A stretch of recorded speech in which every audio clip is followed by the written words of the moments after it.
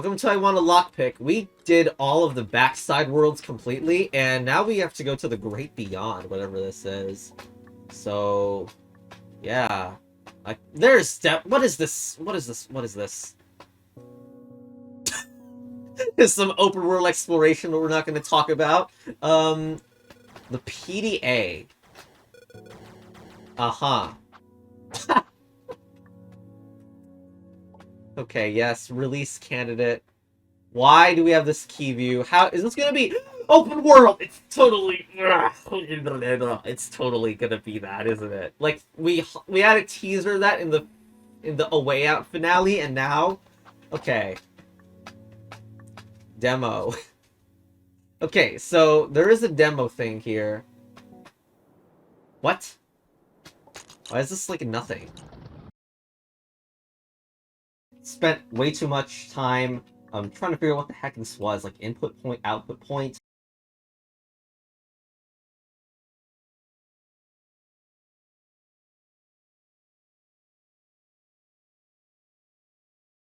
Okay, that's even more first. I'm just pressing random buttons to try to nope, that's reset. I accidentally hit reset. Yeah, okay, I don't know what that is. This game is such a tease. Okay, we're gonna see what in the world this, like, overworld thing is. Like, we obviously have this new PDA thing, which is very close to PBA, aka Prismata Battle Advanced. Oh, yeah, I can Z to zoom and C to exit. I can use that at any point. Well, not really, because it doesn't... Oh, I can use it here. I'm not gonna spoil that. I also already forgot what the freaking there it is. It's A to open up the PDA. Huh? What? What? Okay, so what I've done here is troll you, because this is not what comes after the chromatic monolith. This is the real chromatic monolith, and yeah, it's another massive finale puzzle. So this video is actually going to show off more of, like, some parts of the development of Lockpick, and its inspiration game, KeyPick and Gaze at the Horizon, as well as the creators of the projects. Okay, I'll explain all that, but first of all, this is going to be kind of a spoilery video of KeyPick, in case you wanted to play the game, because I'm going to show a bunch of footage of later levels of KeyPick, because I want to make comparisons to it. Okay, first of all, what is this I want to gaze at the horizon thing that I've mentioned, right? So this is by the creator, necoroneko, and this is basically mainly a platformer, but has puzzle elements with slimes, conveyor belts, and more importantly, keys. So yes, the KeyPick mechanic is in this game, and it is part of stage 7 in this, but there's also bosses that involve the key mechanic. This is I Want to Gaze at the Horizon, World 5, which showcases doors that are sometimes open, sometimes not. We also have spikes and paint mechanics there. But okay, the mechanic you really want to see is stage 7, obviously. We have the slimes here, and then we have the key mechanics. But of course, it's mostly more of a platformer slash I want to be the guy similar game than actually being that focused on the KeyPick mechanics. But yes, video's long, and each of these areas also has a boss that is themed around the area. This one isn't quite themed as a KeyPick mechanic, really.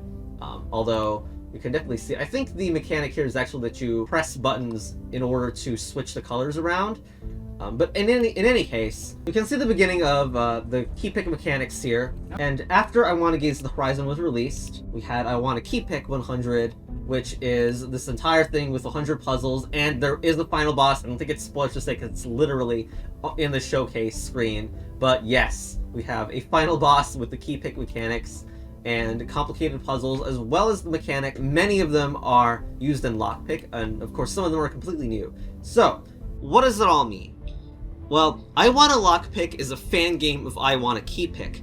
Yes, the KeyPick creator knows about Lockpick, and, you know, Lockpick was released 3 years later than KeyPick. So here are the mechanics that originated from KeyPick, and yes, status effect keys is on there. That explains why they seem so arbitrary in Lockpick. I'm actually going to just show various clips off from Lockpick, just showing off the music, and what's the first puzzle that each of these come up in.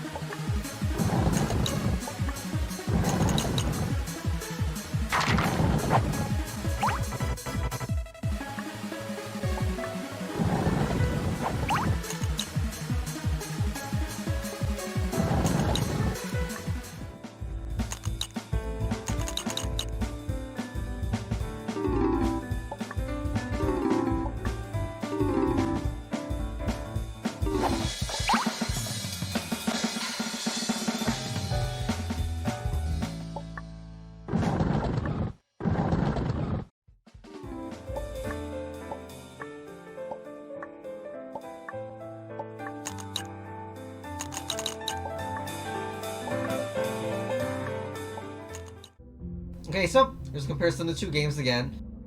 Did you know that KeyPick has its own strategy guide / manual that comes with the game? It's like 12 pages long. There's even a story here.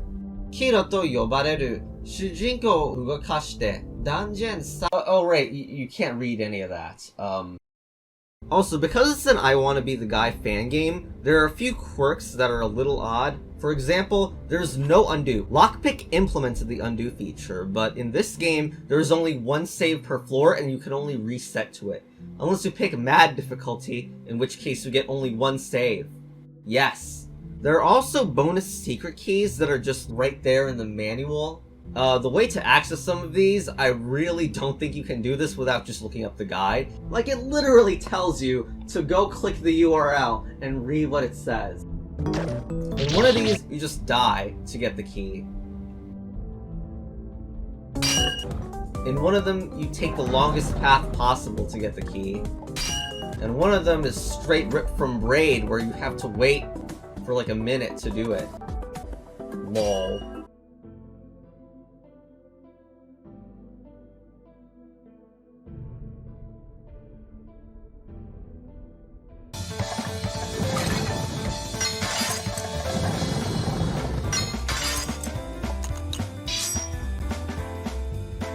Okay, if you don't want to see the footage of the ending and the final boss, just skip a minute, but here we go.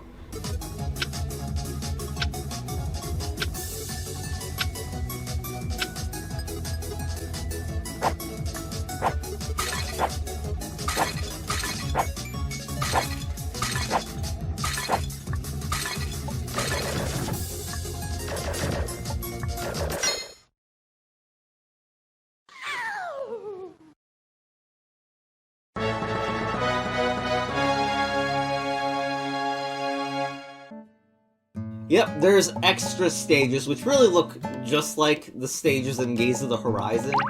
The one cool thing is using the special key sprite, because it looks cooler than the normal keys, but in general, very cursed. Very cursed that these exist.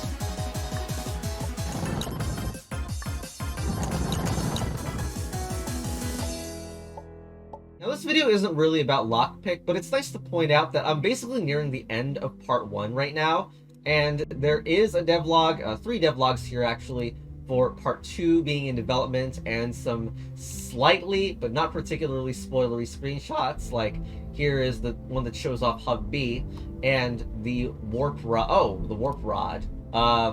Yes, that's totally functional. But yes, that is Lockpick's devlog, and part 2 is coming soon TM. Another thing that might be nice to mention is SlimePark. This is by the same creator of KeyPick, and it's basically a puzzle game that is based around all these slimes that have different mechanics on them. I have not played it, but apparently it's pretty hard, and even though it looks like it might be a shooter or that kind of thing, it is mostly a puzzle game from what I can tell. If you remember, for the section about Gaze the Horizon, slimes were part of the mechanics in it, and this is just an exploration on the slimes, I guess. Another game to check out is called Designer L's Dastardly Tower, which is by the creator of Lockpick. Apparently this was made for a Secret Santa event in the I Wanna Be the Guy fan community. And yes, it does include the lockpick mechanics, you can see from here, but there are also mechanics from a different game called Tactical Nexus. Tactical Nexus does happen to have keys and locks, but they aren't used the same way as in KeyPick or Lockpick, or it's not really that complicated the way it uses keys and locks, and the main point of this game is actually about its attack and defense mechanics and fighting auto battles with opponents. This game is not really related to KeyPick or Lockpick at all, just that the creator of Lockpick knows about it and has used it as inspiration. Anyway, here's the real reason I want to show this game.